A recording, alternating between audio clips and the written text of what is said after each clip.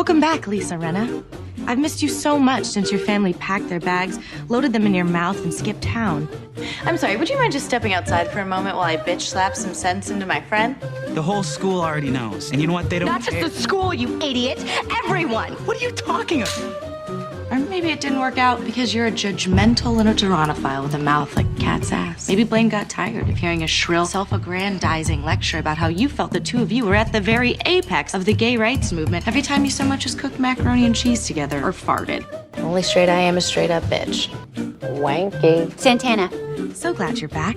I haven't seen a smile that big since a claymation abominable snowman got his teeth pulled by that little gay elf dentist. Love, Santana. Hey everybody, welcome to the Right Murphy Project, a podcast where we take an in-depth look at the life and career of one of TV's most prolific showrunners. I'm Eric. And I'm Andrew. Welcome to an off week. That's what we should call these, off weeks. Right? Off weeks, sure. I always like to say a very special episode. Okay, like the dramatic like ABC Yeah. primetime movie, you know, where the kids get where they drugs. talk about, oh yeah. Finds Yeah, the gun in his dad's drawer. Has a pregnancy scare. Yep, That's this episode. that's this episode. It is actually a very special episode. It actually is. No, you're because right. we're talking about a lot of different things. Usually we would do like a movie or a one-off project that Ryan did, something that doesn't, you know, have a whole series surrounding it, unless it's the Glee project, which is we'll talk about later.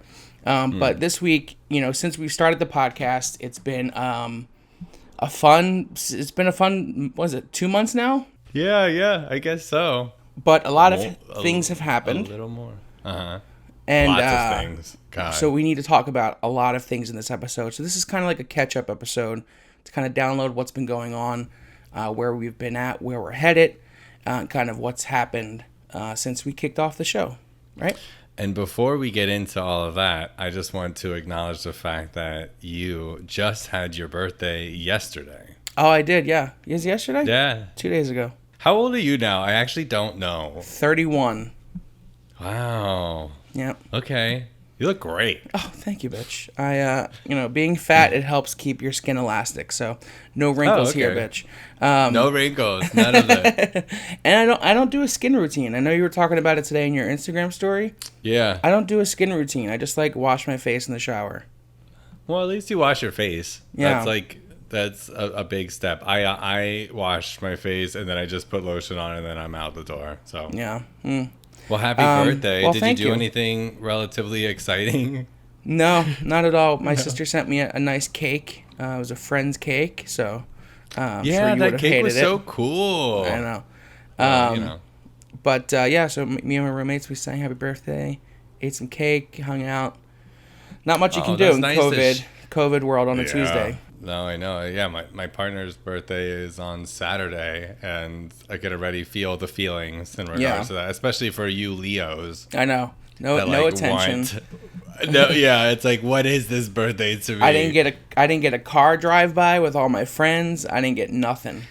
I mean, maybe if your birthday was in like April or March, but those things are so passé. I know, right? Yeah, it's already past the trend. They're done.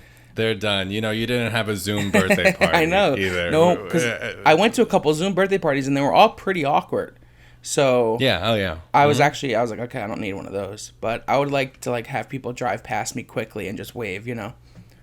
Yeah. Honk your Hey, horn. happy birthday. Hey, bye. good to see you. Thank you. Bye. No need to talk. See you later. But didn't get that either. So 31's a shitty year though. Anyway, there's like nothing to celebrate on 31.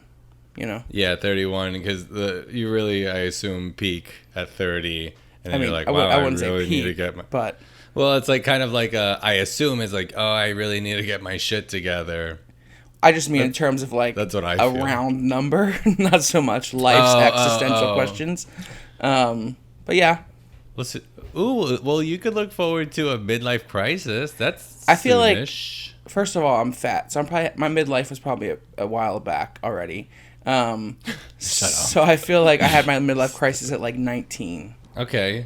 You're like, I'm fat, so I'm more mature. Exactly, yeah. I've been through life struggles. But it's been fun, yeah. So here's to another year on this crazy planet. Hopefully not another year like this. Cheers and happy birthday. Thank you. So here's the rundown of things we're going to talk about.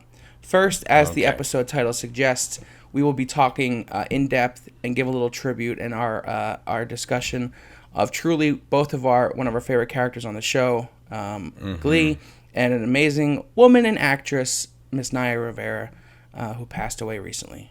So we're going to talk about that today. We're going to talk about our favorite Naya performances, reminisce about some of our favorite scenes, and then we're going to talk about the pilots that we've watched. We've hit every single pilot that Ryan has produced, and now we're going to quickly recap them and just talk about our favorite moments from these pilots and see what's ahead on the agenda. We're also going to talk about the Emmys. Those were announced, the Emmy nominations. So we're going to talk about which Ryan shows were nominated for that. And last but not least, we're going to talk about the Ratched trailer and break that down a little bit. Because we're super excited for that new Sarah Paulson show based on Nurse Ratched from One Flew Over the Cuckoo's Nest. So we have a lot to do today. Well, let's start low and end high, I guess. Yeah. Well, yeah, so unfortunately, how long ago was it? I guess it was in the middle about a month of July. Now. Yeah. God, fuck. It's like I know it's cliche to say like 2020 is the worst year, but it just like feels like everything is like very significantly harder. Yeah. You know? Like and when, you know, she went missing and all of that, it just like really significantly hit me in a way that I didn't necessarily know that I was going to feel. And then I remember saying to you, because I don't know, I'm optimistic. And so I'm like, well, maybe, you know, something happened. And as the days got longer, I was like, okay, well, maybe she's gone. But that's why I asked you to be the one to tell me, you know? Because especially with doing this podcast, I mean, like, I feel like I had maybe hidden the inner Gleek in me. You know, even though Glee was so, like, significant in my life when it was airing. And then doing this podcast kind of just brought everything to life. Yeah. And then just to see it so, like, coincidentally, like, something going on with Naya and then her death and the tragedy surrounding it as a whole, like, really hit me so hard. I, like, definitely cried in the bathtub. So listening to If I Die Young. Yeah. Because I just, like, really needed it. And, you know, not even just within the world, I guess I just needed that cry, too. I don't cry that often. Yeah. You know? Yeah. Well, yeah, I guess so. As many of you probably already know, Naya passed away in a drowning accident in Lake Piru, I think it's called, in outside of LA. The one thing to take away from this, I think, that is important to remember is, like, from what it sounds like, is she died literally saving her son. I imagine she was pulled under by some riptide or sinkhole or something, and luckily she was able to, like, push her son back onto the boat, and he said he turned around and she was gone. So she was obviously, like, pulled down and just, you know, drowned that way. Well, from what I read, it is one of, in the area of where that lake is, like, other lakes are there, they have weird currents, and that's the only lake that you can swim in that area, and get boat rentals and stuff like that. And it's not the first time someone has went missing at this lake overall. So it just kind of seems like it just was stacked against her. Yeah. You know, she's so strong enough to save her son. Oh my God. You know, it's just so hard. It was really hard to wrap around. And then, you know, I guess it was nice because of this podcast too. Other people had, like, reached out to me saying, like, hey, you know, you okay? Sort of thing. And I was like, well, how'd you know? Because I'm like so fucking, I still think about her, like, weekly. Yeah. You know? And she just, like, runs across my mind, and I mean, and then I just, like, still don't know how to deal with it. On TikTok and Instagram and everything, there's tributes to her every single day, and people really loved this character that she created and herself and how real she was, because I feel like, you know, in some of the tributes that we're seeing, a lot of Santana was her, you know. Yeah, definitely. She was able to kind of just be herself in a more, you know, diva, grandiose way. But that's what people fell in love with, the seeing how, like, real she was. I think that's something that I liked most about her as a character, and then her as a person, because, you know, I mean, we don't have to talk about the negative too much, but she was one of the first people to call out Lea Michele for being who she is, you know?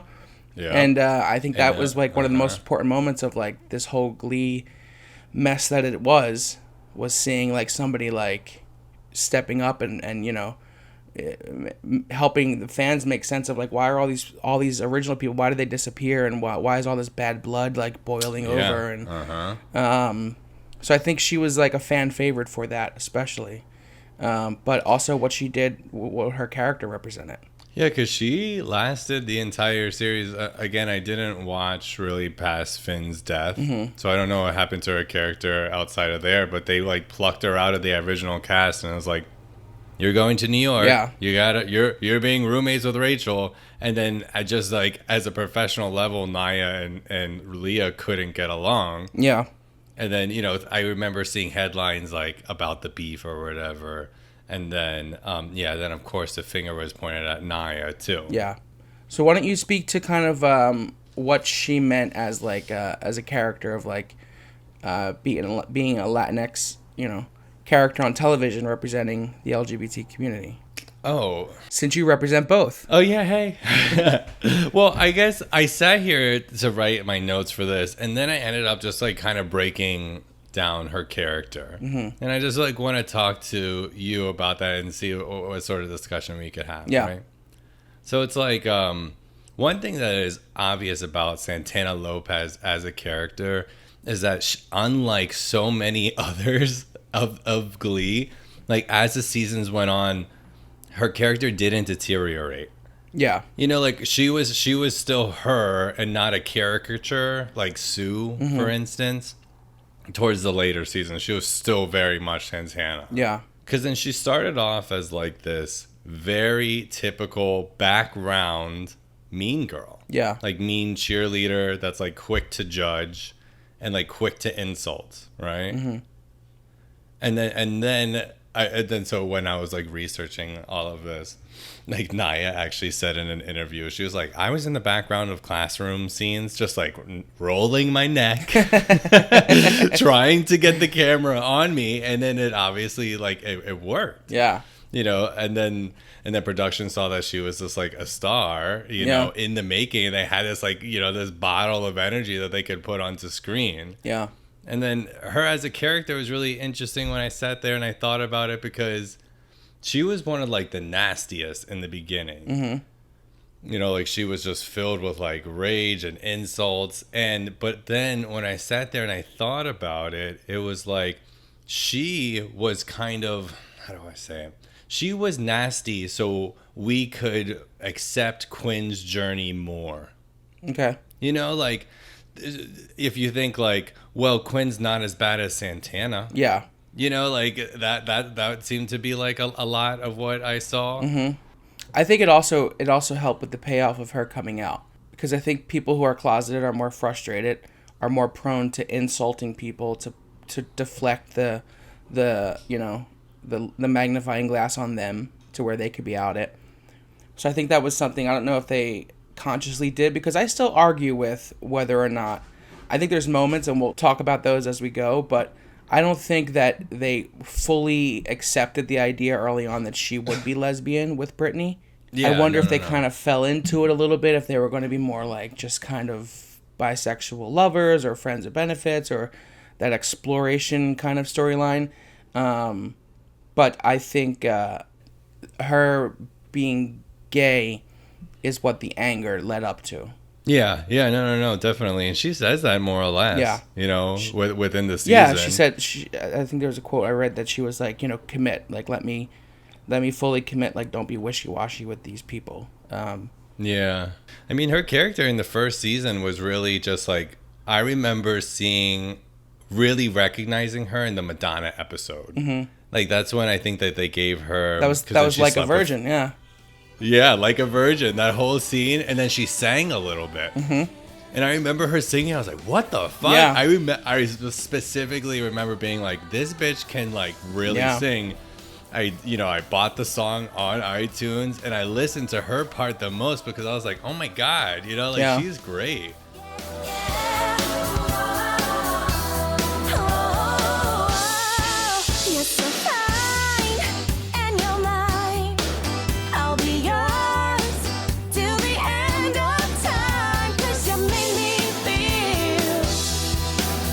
Yeah, you made nothing to hide. Like a virgin, you make me feel like. And then it took until episode 18 for her to have her full sort of singing moment. And she had the duet with Mercedes singing that Boy Is Mine. Remember that? Yeah, when they were fighting over Puck. Of course. Yeah, and that was like weird, right? You know? And that was like the first time she really kind of like got into the spotlight.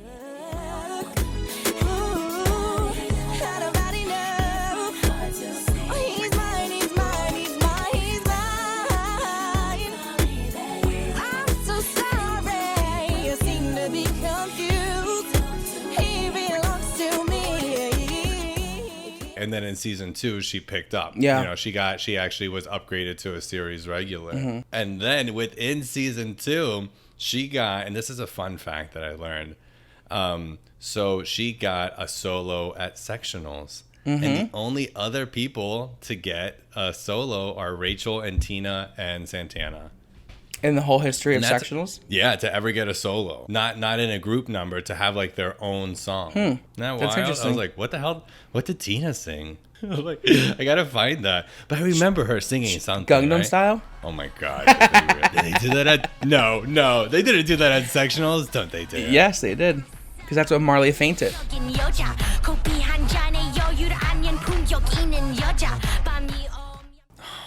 They did do Gangnam Style. Yep. That fucking We show. can't talk about Gangnam Style in this tribute episode to Naya. No, we can't. We Well, should also put some respect on Naya's name because she's been an actor since she was a child. She was Yeah, on what the was Cosby she Show. She was on Smart Guy. She was on a bunch of like different sitcoms in the 80s and 90s. So And obviously she can sing, act, and dance and is stunning looking. oh, hi triple threat, hi quadruple threat. I know, yeah, girl. Well, then Santana, arguably for me, was like as important to the series, especially during season 2, as Blaine was. Like, I think like Blaine and Santana added to like the season 2 mix really propelled the show for me. You know, they both became like important, long-standing members of Glee and of the show itself. And then season 2 has her storyline of coming out is actually very interesting when you parallel it with Kurt's. Yeah. Because Kurt's, he came out season 1, but season 2 he's getting like harassed, bullied to the point that he needs to move schools. Yeah. And season 2 Santana is accepting herself with being gay, you know? And it's like, okay, it's not a big like I'm coming out of the closet moment. It's like she works in baby steps throughout this whole season. Yeah. Or within season 2. It was actually really wild for me to see that like being displayed in front of my eyes. Like I had literally just come out, and then Santana was like dealing with all the shit that I was just mentally dealing with. Yeah. But the one thing I remember most about Glee, like as a whole, was actually when Santana came out to her abuela. And I don't know why, you know, like, because I didn't personally, you know, I came out to my dad, but not sitting down at a kitchen table, you know, like she did with her abuela. But like that moment has like forever burned in my head, like, because then at the end of her coming out, her abuela disowns her. Yeah. You know, and then like I remember it like bit by bit, and I don't even know if I could watch that scene like now, just like as a YouTube clip. Yeah. You know, because then, you know, after all that hard stuff, then she gets us in this relationship with Brittany, which I think is arguably the most touching relationship on that cast. For sure. You know, like Yeah. those two as a pair are like the funniest fucking people in the world. Like I'm just picturing them in like Me Against the Music. Yeah. Or like Touch Me, as I told you I was listening to before this thing. I want to dance with somebody. Oh yeah, I know. I have that on my list too. To hold me in her arms, oh, I need a woman who'll take a chance on a love that burns hot enough to last. So when the night falls, my lonely heart calls. Oh, I wanna dance with somebody. I wanna feel the heat with somebody. Yeah. So basically, you know, with all that being said, those are the things that like about her character, how Naya displayed her. Because then when she moved to New York, things were changing and she started dating Demi Lovato. But the importance of having her on TV and just how I honestly think that she's probably the best character on the show, in my opinion. For sure. I agree. Yeah. As well as just like all of the one-liners that I continuously say in my head that you probably remember most. Arguably the best voice, arguably the best character journey and arc, and like the most likable character. And I don't think that they expected that. I think some of the cast may have been upset about that, or jealous rather. So I think, that's just she goes to show her talent, She started as a background actor, the sidekick to the villain, and became one of the main stars. Amazing. I want to read, Chris Colfer wrote, all the Glee cast members came out with a tribute. Even Leah Michele posted a photo of her on her Instagram. But Chris Colfer wrote something for Variety, because he's a writer. And I want to read part of that because I think it kind of encompasses the feelings of most of the cast. As a friend, you could talk to her about anything. She was the cool older sister you went to for advice, to blow off steam, or to get the hottest take on the latest gossip. Just being in Naya's presence made you feel protected, and regardless of the situation, you knew she'd have your back. She was never afraid to stand up to authority. She always called out mistreatment where she saw it, and she always told the truth, even when it was hard to hear. Naya leaves behind a void that only Naya herself could fill. To have a friend like her, even briefly, is to be blessed beyond belief. She is a shining example of the impact a person can have when one lives fearlessly. Her loss is a tragic reminder to celebrate every moment we possibly can with the people we love, because the only thing we know for certain about life is how fragile it can be. To quote Naya herself, no matter the year, circumstance, or strife, every day you're alive is a blessing. Make the most of today and every day you are given. Tomorrow is not promised. And Chris Colfer wrote that? Yeah. That's nice. That is really nice. Well, enough talking, Eric. Let's talk about the performances. Let's do it. So we each wrote down 5 performances that we want to highlight. 5 of the best of Naya's. I think our list may intertwine at certain points, but we can go one by one and see what we got here. You want to go first? Okay. Did you put yours any like specific I order? did not. Okay, I did. Okay. I put it like from 1 to 5. So let me do my 5th one. Okay. And work my way up. So this is actually a sort of tie. So what the first part of this tie is Trouty Mouth. Okay. Remember when they started singing, the original all those original songs?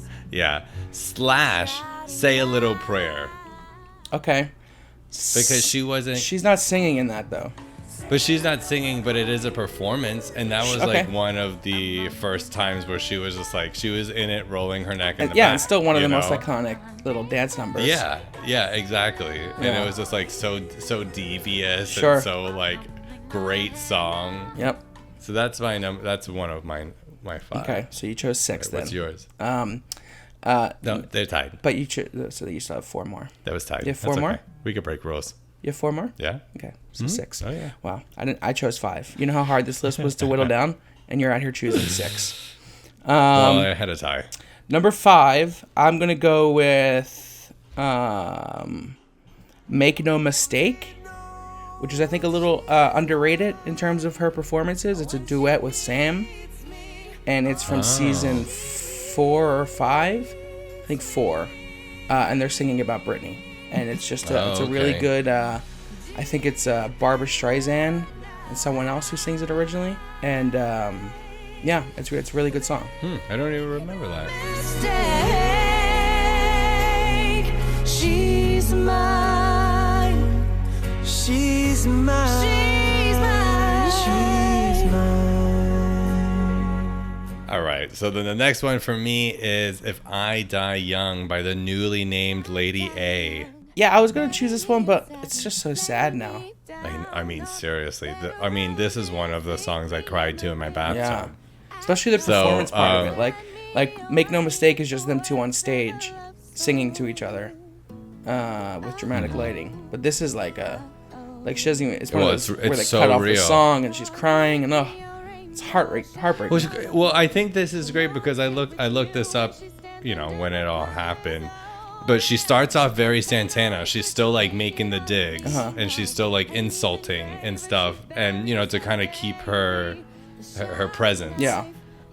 to be able to stand up there and sing it anyways, and then by the end she breaks down crying. Yeah. You know, and it's just like so fucking layered now, because then, you know, Finn, you know, Corey died, and then now her. It's just like, it's actually like a lot of layers now to that song, but still very beautiful. I think that's probably the main reason now. I mean, it was always sad when she sang it for Corey, but now that she died young, it's like fucking, ugh.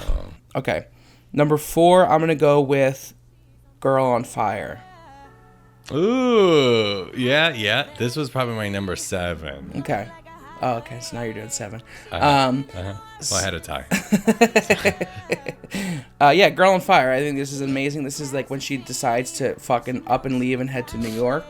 This is her like This is her Roots Before Branches moment. Remember season 3 when Rachel sang From the Train to New York in the finale? Oh, yep. This is her moment, but it's a better song. Yeah. It's true, better song for sure. Although Roots Before Branches was a great performance and iconic in its own right, but this was like her coming out of the subway and like, you know, it was great. Yeah. So this was a great performance. One of my favorites.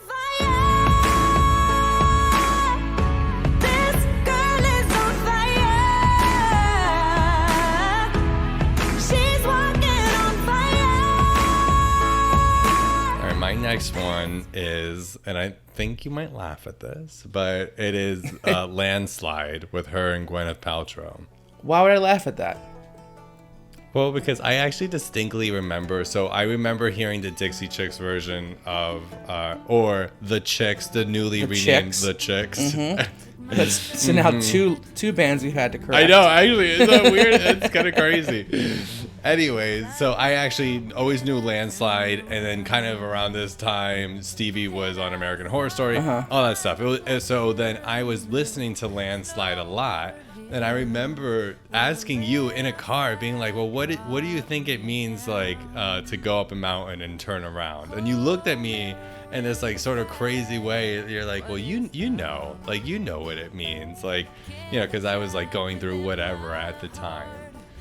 So I actually like associate this song with you too, because I was really just like breaking it down at the time to like try to understand what it meant to me. I do remember this was one of the songs we listened to a lot together, because this was like we were in it, watching it like religiously at this point. Yes, yeah, definitely. And I do remember this moment in her and Brittany and Gwyneth singing, and of course I remember us in your car listening to it.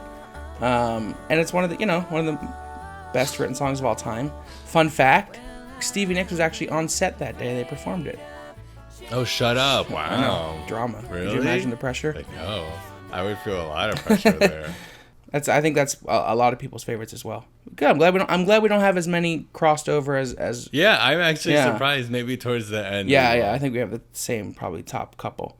For instance, this next one is Valerie. Mm-hmm. Yep. Valerie. Well, sometimes I go out by myself and I look across the water, and I think of all the things what you're doing, and in my head I paint a picture. It was like an iconic moment where it was like, this is like, all these fuckers are talented, like, you know, and it was our first moment where we were like, oh, we don't need Rachel. Yeah, exactly. But it's an iconic song to the late great Amy Winehouse, Mark Ronson. Yeah, that was my number 1. Oh, really? And it was definitely one of the ones that like blew up too. Mm-hmm. It was definitely one of those songs that actually became more popular in my opinion than Amy Winehouse's version. Yeah. Yep. And I think it's still one of the most downloaded Glee songs of all time. Yeah, actually, because then today I was like, as I was typing my notes and having all of my feelings, I like went and I started downloading everything. You know, the ones that. And then it actually is number 1 on Apple Music. Oh, nice. As far as downloads right now. So then my last one is Rumor Has It / Someone Like You. Yep. This is absolutely number 1 in my book. This is, I think, the greatest performance in the history of the show. It is so fucking good. It's the best vocals. It's such a subtle performance. The treble tones, yeah. I mean, those episodes are just. I mean, the fact that Santana and Mercedes like led that in season 3 says a lot about the performance level of those two women alone. You know, God, don't disrespect Sugar Mama. She was there. She was paying for it. Okay, let's be honest. And that's Sugar another thing. was paying for it. Survivor and I Will Survive mashup, also one of my favorite Santana Oh performances. my for sure. God, you're so right. Yep. Remember Mercedes just Yep. like Yeah, in the the background, just trying to get. arms. I'm gonna have to look Yeah. that up after this. And because I. And then Come See Great About Me performance. too. Come See About Me is our Oh yeah, song. yeah. Oh yeah. And but she doesn't sing in that. I watched it and it was just the same as Say a Little Prayer. Yeah, yeah. But that's she was like kind of into that. the fucking that's the peak performance.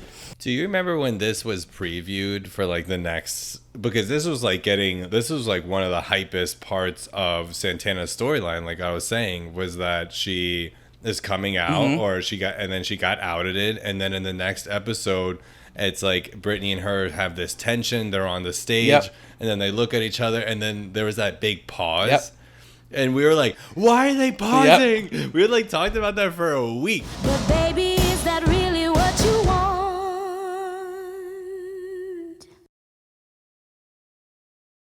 Bless your soul, you got your head in the clouds. You made a fool out of you and bought your brain. Such an iconic pause. That pause is like, yeah, and then they looked at each other and then they just like go into it. Like that is one of the best performances. And then it ends with her slapping Finn. Because he's whispering and Rachel and her are kind of giggling and stuff like that. And she needed to fucking slap Finn because of him and their conversation in the hallway. That's the reason why they got out of it. Yeah. It's a whole thing. So let me give you my last song here, which wasn't my number one, but it's up there. It's Santana's version of Don't Rain on My Parade. Oh, I listened to this one again and I was like, oh, but fucking Rachel's is stuck in my head. I know, but this is one of my favorite ones. I think it's arguably better than Rachel's. And I just like the moment where it's revealed that because you don't expect her, even if you were like expecting her to come in and audition for the understudy thing, if you thought that that's where the storyline was going to go, you did not expect her to come in performing Rachel's song. You know, if there's one song that is anybody's song, it's that song and it's Rachel's. Yeah. And she came in and sang it with a new twist and a new style, arguably better, and killed it. And I think that might be my number 2 performance of hers. Hey, Mr. Arnstein, here I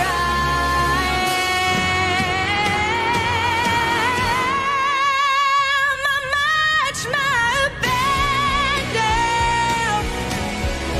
I beat my drum, and if I'm found out, your turn at that, sir. At least I didn't fake it, sir. I guess I didn't make So, I mean, it, obviously, you know, as we go on, we'll talk about Naya. You know, continue her memory. R.I.P. Queen. Thank you for, you know, doing so much for me just as like a young gay Puerto Rican guy. Yep. You know, like really, it's actually phenomenal how much she has impacted me and how nice it was to see what she portrayed on screen happen when it did for me, you know? So shout out to the Queen. Obviously, we'll be standing you for the entire life of this podcast, but we had to do a tribute episode because we had to acknowledge it. We had to make sure people knew how much we stan. And I think they know from the beginning, you know? Yeah, We've been it's talking the about first her line. forever. It's the first line of the intro. That's true, too. yeah. So let's take a pause and hear a word from our sponsors. Let's face it, there are good kinds of yeast and bad kinds of yeast. But bad yeast goes scat with Yeastastat. Burns and itch are a thing of the past, and Yeastastat's patented 7 easy step application makes feeling fresh a breeze. Yeastastat is not a real product, so don't go to the store and try to buy it. Glee, however, is a real television show that will not eliminate itching or burning sensations, but will provide entertainment with no harmful side effects. Use as directed by viewing 1 hour weekly. I like yeast in my bagel, but not in my muffin. And welcome back. What a sponsor. I'm so glad we finally got one. Fuck.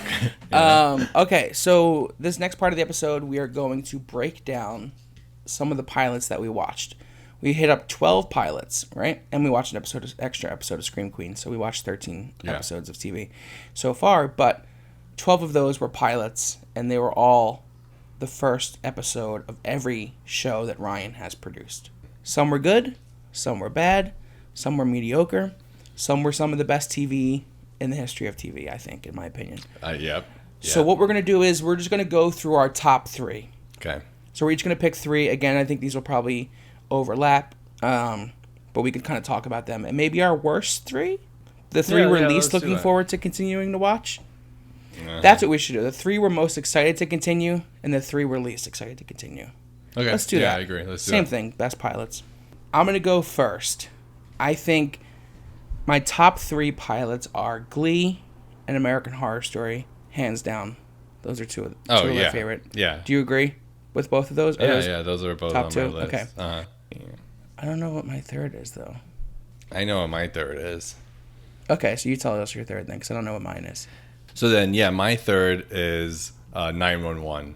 Really? I don't know why. Shocker. Yeah, I just Sleeper pick. I just really want to watch it again. Yeah. You know what I mean? And I can't because of the podcast. Yeah. But I just think about I'm flipping through things. I'm like, oh, what do I watch while I make dinner? And it's always like, I want to watch 911 because I just like what's in it. I just really liked it so much.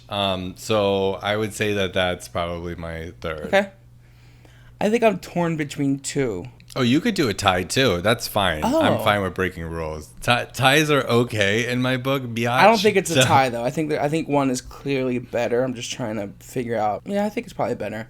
I would say my third one was Pose. Okay. I think Pose is the most gritty and real show that he's ever done.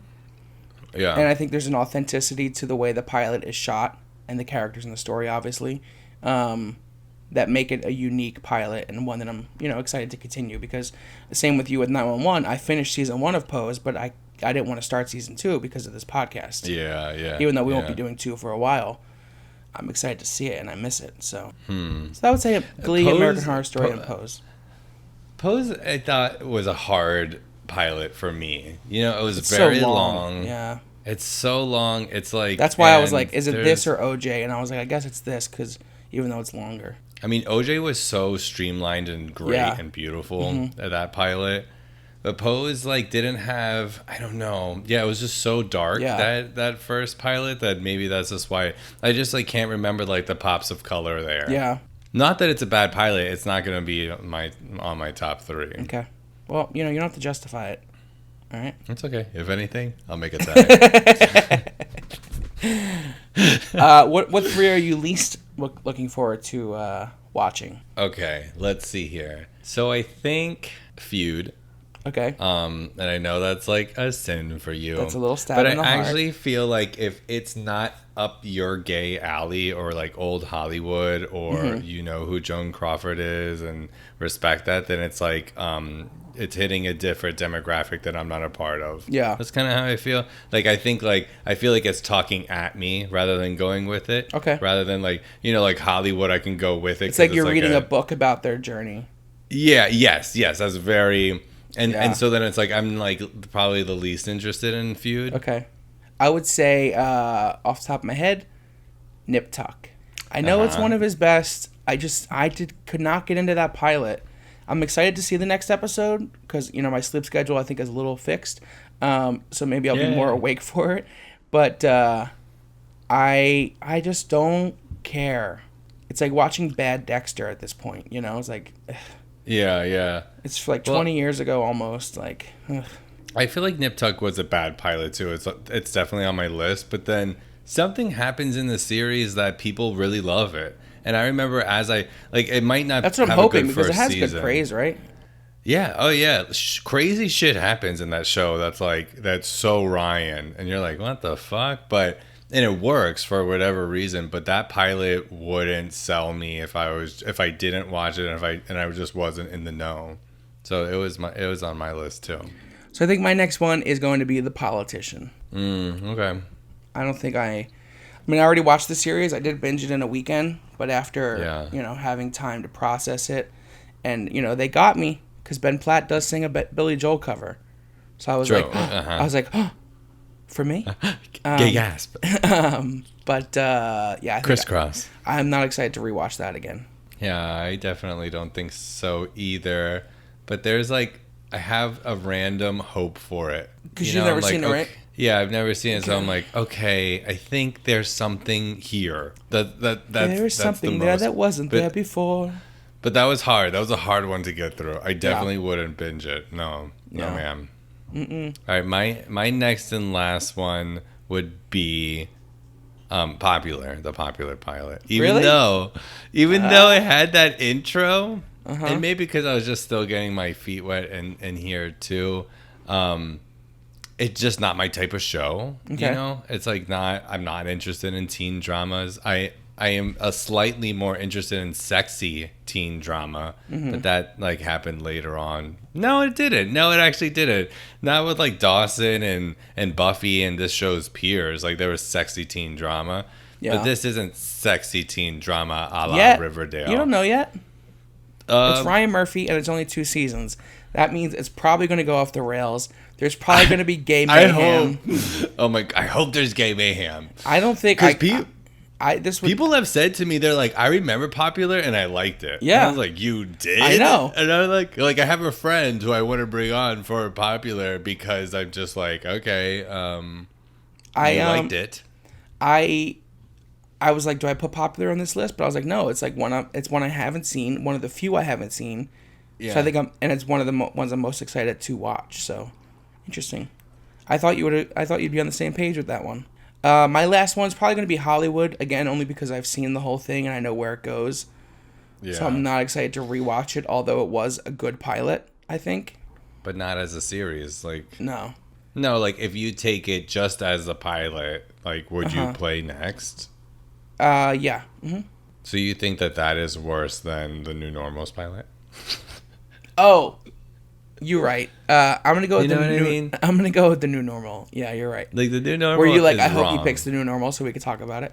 No, well, God, I don't even know. Thank you. I was what is the show I'm missing? And it's so bad that I forgot it's one of the shows. Yeah, like I literally blanked it out. But people, when I one of the times I posted about it, people were like, I love that show. Someone commented on the TikTok about that too, and I was like, oh God. I was like, oh, you're not gonna like our episode. No. You know, and then looking back at our episodes, I think it was interesting because we've had this summer basically to watch all of Ryan. It's been a summer of Ryan, and a lot of things have fucking happened in this episode. And I look back at some of the episodes, I was like, wow, we are really like thinking at a different level on multiple things because of COVID, because of Black Lives Matter, because of being quarantined, and like how we are watching it overall. Like the way we are analyzing episodes, I feel like we can be particularly difficult with like the New Normal, for instance, or the Scream Queen problematic stuff. Like that's just like a little blip of problematic shit that he did there for a minute. He was like angsty time. Mm-hmm. I think, and I think, you know, you said it before, like, are we showing too much like a woke face, you know? But yeah, sure. I think we'll just call out those moments. Maybe we won't belabor them so much from here on out, but we're still going to call them out. We still have to acknowledge these moments. Yeah, you know? No. We're not saying he's like racist or anything like that, but he's done his share of problematic things. I think he would admit to them. So it's only right that we call them out. And that's the first thing that we're going to naturally talk about in a Ryan Murphy podcast. Like when we were coming up with this idea, I knew that was something that would have to be tackled right away. You know what I mean? And then with just like seeing Scream Queens or, you know, or shit like that during this summer where like inequality is like at the top of like what we're thinking about and what we're fighting for. It hurts, like a little bit more. Yeah. But then when we get to like American Crime Story, like I think it was like such a difference of a journey, like how we tackled that episode. I still think, but I think that there was like a more sense of like healing and retrospective the way that we were looking at it rather than the anger that we felt during the New Normal and Scream Queens and random Glee stuff, you know? Yeah. And I think, I mean, there's been episodes already where we were like, I don't think there was a problematic moment that we should mention, you know? Yeah. It's happened a few times. So, you know, no, it has. We're not going to just make up problematic moments if, you know, we're not going to be PC just for the sake of being PC. I know, but let's just have a whole clip montage of Nana, Nene Lynx, Sue Sylvester, Chanel, just like saying all the shit that is written down and on television. But I'm excited to head into the rest of these shows and kind of get into the meat of them. Now we've seen me too. Where we're going. You know, we've seen some new shows. We've been reminded of some of our favorite old shows. And now we're going to get into the meat of things. But before we do that, we have a couple more things to talk about. First, let's talk about the Emmys real quick. All right, let's talk about the Emmys. Let's pull up who got nominated. So I'm just going to give you a quick rundown here of who's been nominated. I think most of them, there's a few different shows that were nominated. But I think most of them are like hair, makeup, costumes, and things like that. Oh, okay. So shout out to those people. There's a lot of them, so I'm not going to name all of them. But here's one. Bette Midler has been nominated for Outstanding Guest Actress in a Comedy Series for her work in the first season of The Politician. The Politician also received 5 awards for makeup, costume, and hair design. Also, title design. For Hollywood, they got a few acting nominations. Jeremy Pope got one for Outstanding Lead in a miniseries for Hollywood. Dylan McDermott for Best Supporting, Jim Parsons for Best Supporting, and Holland Taylor for Best Supporting Actress. Yeah, I'm glad that Dylan McDermott got nominated. I'm surprised David Corenswet didn't get nominated. I'm not terribly surprised. I guess he's young. He's young. Hollywood was also nominated for Main Title Design and Music Composition. We did talk about the music. Billy Porter received his second consecutive Emmy Award nomination for Outstanding Lead Actor in a Drama Series for his work as Pray Tell in Pose, Season 2. Yeah, I saw a tweet that was just like, none of the women are getting nominated ever with this, and it's just Billy, and like, it's getting weird. And I'm like, I do agree. Yeah. But then I saw people were like, well, I don't really watch that show for acting. And it's like, okay, well, I can kind of see that too. But in terms of the acting's not great? Yeah. Yeah. I think agree. Like there's some rough patches in some of it. But then I think, like, for instance, what's her name? Dominique Jackson, who plays Electra. Electra? I'm sorry, I'm confusing her. Electra? No, you're right. Electra, yeah. Yeah. Like, the way from where I saw her episode 1 to the episode where she reads that white woman at the restaurant, like that's an achievement. She's like a totally different actress at that point. So it's like, no, well, Dominique is so good, and MJ Rodriguez is like really good, and Angel are great. Yeah, Angela Bassett. Like, I mean, like, come on, she's like... No, not Angela Bassett. Why am I still thinking about her all the time? Her and her husband doing it. Why? Excuse me. Angelica Ross. Not her, but Savior. Yes, also her. But I was talking about the woman that plays Angel. Okay, and then American Horror Story 1984 got some makeup and editing nominations as well. So a bunch of the shows got nominated. So there's that. But I agree that that conversation about the cast of Pose outside of Billy not being nominated is interesting. Yeah, I know. It's like, okay. I mean, Billy's incredibly likable, and he shows up at your award show, and he's going to wear something fierce, and then that gets in the headlines. Yep. And, award shows are doing what they're doing right now anyways, and they're struggling to keep their sort of relevance. Yeah. So I could see that. So the Emmys, watch them, I guess. I don't know. I don't care. We're just here to update you. Just so you know, Biat. Just so you know. So. Okay, let's talk about the Ratched trailer. Ratched comes to Netflix on September 18th, starring Sarah Paulson, Sharon Stone, Cynthia Nixon, Judy Davis. Judy Davis played Hedda Hopper in Feud. You loved Hedda Hopper. Yeah. Mm-hmm. Yes, I did. Yes, I did. So yeah, I'm very excited for this. This is based on the Nurse Ratched character from One Flew Over the Cuckoo's Nest, the book and the movie, which I've never seen or read. Yeah, I think I'm going to read it. Tell me how long it is, and maybe I'll read it too. Yeah. Buy it on Kindle and email it to me. Done and done. Birthday present. Oh yeah, you didn't get me anything. Are you excited for this? So what do you think of the trailer? No. You tell me first. This is an amazing trailer. I'm really excited for this. This was created by Ryan and Evan Romanansky, I think his name is. I'm super excited. This looks like a great villain character for Sarah to play. I'm excited to see her just like be evil and not us guessing throughout American Horror Story if she is or not. This is just we know what she's going to be. This is a prequel to the movie. So this happens before the movie, so it's like her origin story. I don't know how much of it's from the book. Again, we'll probably have to read that. But yeah, I'm very excited. It looks super sleek and great. I think this reminds me of like American Horror Story season 1, You know, like that sort of like, what the fuck is going on in this trailer? Like, I had to watch it twice because the first time I was like on the toilet. Oh, okay. And I was like, okay, what? And then I had to rewatch it to be like, okay, this is what's going on. I still don't know what's going to happen. But I love that scene where her and Judy Davis, when she took the peach. Yeah. And she's like, that moment in the trailer is like, oh man. Excuse me, you're eating my peach. I don't see your name on it. And who would do that? Do what? Put their name on a peach. Somebody who really wanted it? No one has ever put their name on a peach. I've seen it done. No, you haven't. What are you gonna do about it? What, are you deaf? No. Just thinking of all the things I'm going to do about it. I'll never look at peaches the same. Not since Call Me By Your Name, bitch. Again. Still You haven't mentioned seen that as much as you try to mention Sandy Ryerson. Sandy, how you been, bitch? I know. How you doing? So yeah, I'm excited. This comes out September 18th. We will definitely be covering this entire series. We're adding it to our list. I think what we're going to do moving forward is I think the next month, the next 3 weeks, we're going to be releasing a Glee and American Horror Story episode each week. I'm so excited about that. So we're going to do Glee's episode 2, 3, and 4, and American Horror Stories episode 2, 3, and 4 over the next 3 weeks. We want to give you a chunk of that show. We want to kind of cut through some of those episodes. There are a lot of those episodes. So we're going to give you a chunk of some of our favorite episodes, or some of the episodes from our favorite shows, just to kind of get through them a little bit more. And then we'll go back to the cycle.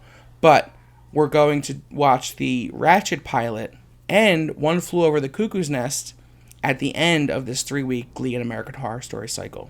Yeah. So basically what we're saying over the next month, you can expect 3 Glee episodes, 3 American Horror Story episodes, our recap of One Flew Over the Cuckoo's Nest, and we're going to watch the Ratched pilot. So that's what's to come in the next month. Wow. What an exciting month. Our release schedule, at the beginning we said every Wednesday or every Sunday and Wednesday. It's been a little off.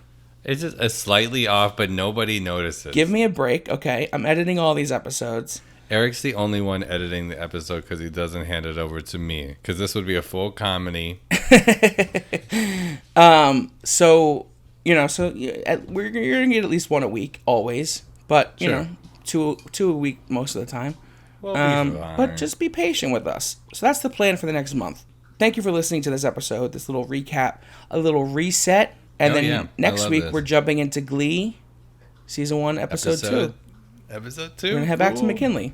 And then we'll get back to Popular and Nip Tuck and all those other shows that you care less about but still want to hear our opinion on, I hope. Sure.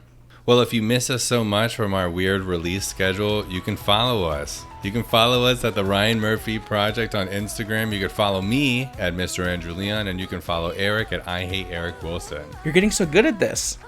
I'm like profesh. We're so profesh. 14 episodes in, baby. Later. Yeah, I know. Okay, we're doing it. All right, we'll see you guys next time. All right, bye, Eric. Bye. Happy birthday. Thank you. Send him nudes. Send nudes.